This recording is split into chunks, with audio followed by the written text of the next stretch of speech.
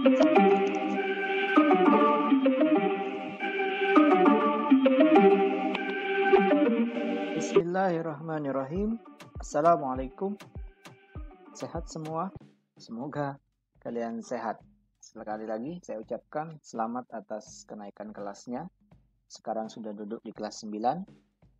Saya berharap kalian lebih serius, lebih mantap belajarnya, hingga kelas 9-nya itu terasa sekali. Karena nggak terasa nanti tiba-tiba kalian sudah mau lulus. Ya, baik anak-anakku,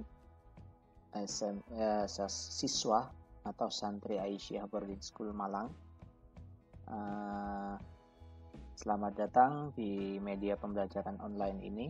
Kita dipertemukan dalam satu pembelajaran kemuhammadiyahan, mata pelajaran kemuhammadiyahan.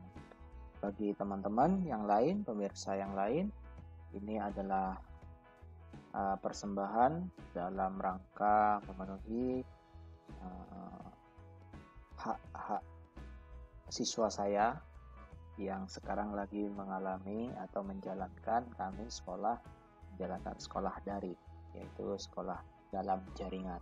Ya, jadi belajarnya hanya bisa bertemu dengan dalam tatap layar.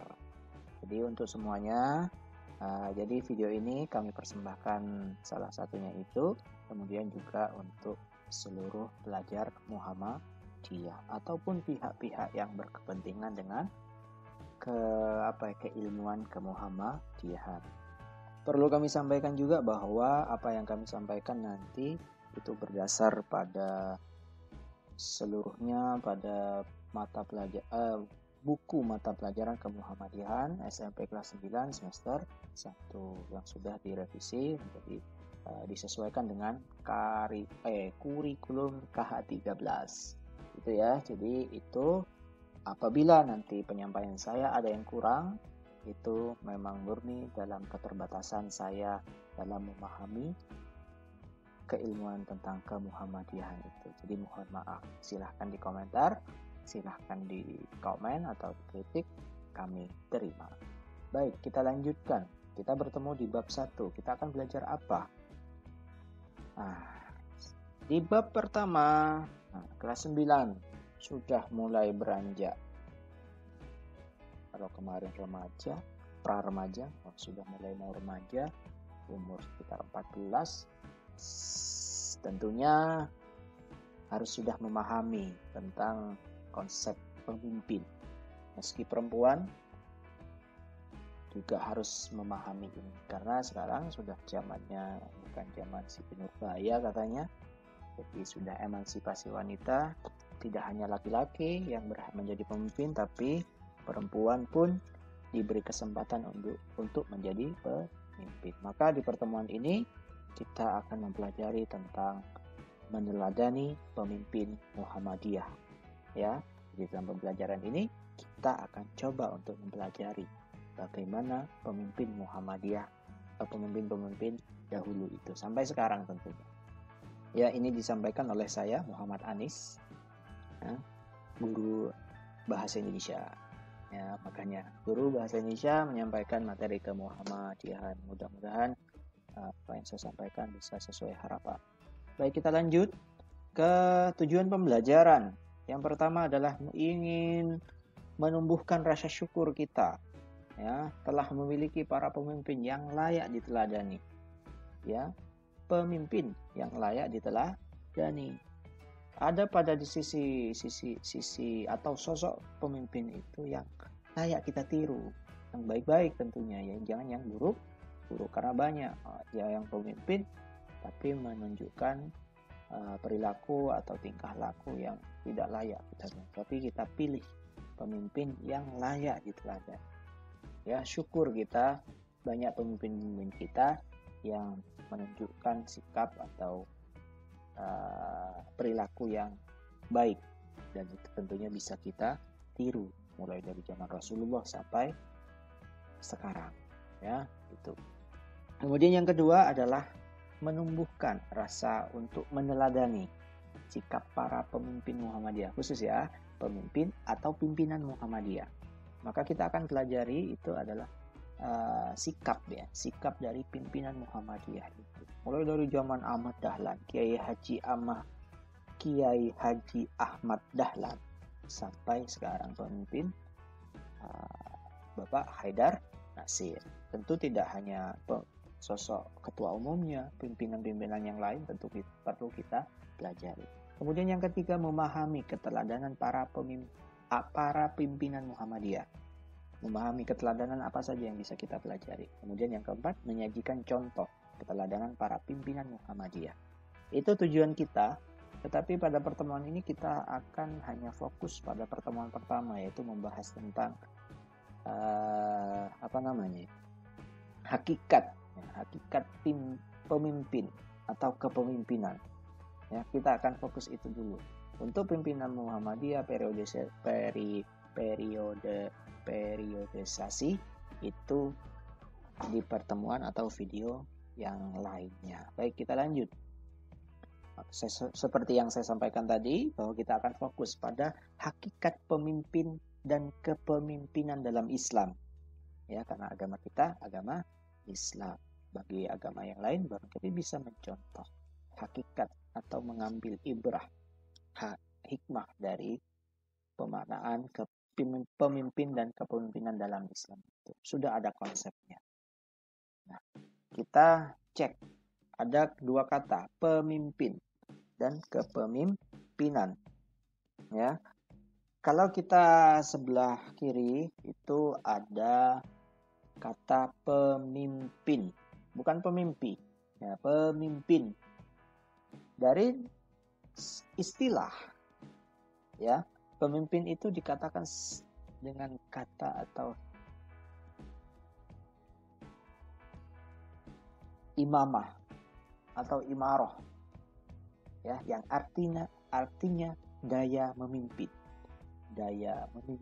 ya, kekuatan untuk memimpin, ya. Jadi pada dasarnya manusia itu mempunyai fitrah sebagai pemimpin. Jadi semua orang itu, kita, saudara kita, teman-teman kita, semuanya manusia itu fitrahnya sebagai pemimpin. Ya, minimal untuk dirinya sendiri. Alhamdulillah kalau bisa menjadi pimpinan organisasi, pimpinan komunitas, ataupun pimpinan-pimpinan yang lain. Tetapi minimal untuk dirinya sendiri. Ya, bahwa kita itu seorang diri kita. Mau dikemanakan diri kita ini? Nah, kitalah yang sebenarnya menjadi lokomotifnya atau sopirnya. Ya, kalau kita ngarah ke yang baik, tentu kita akan selamat. Kalau kita pimpin diri kita pada hal-hal yang merugikan kita, baik di dunia dan akhirat, maka celakalah hidup kita ini. Ya, maka sadari itu, bahwa kita semua adalah pemimpin. Ya, meski tidak jadi ketua, tapi bagi diri kita sendiri minimal. Ya, maka itu perlu kita dalami betul-betul, bahwa dalam diri kita itu ada sosok atau fitrah sebagai seorang pemimpin.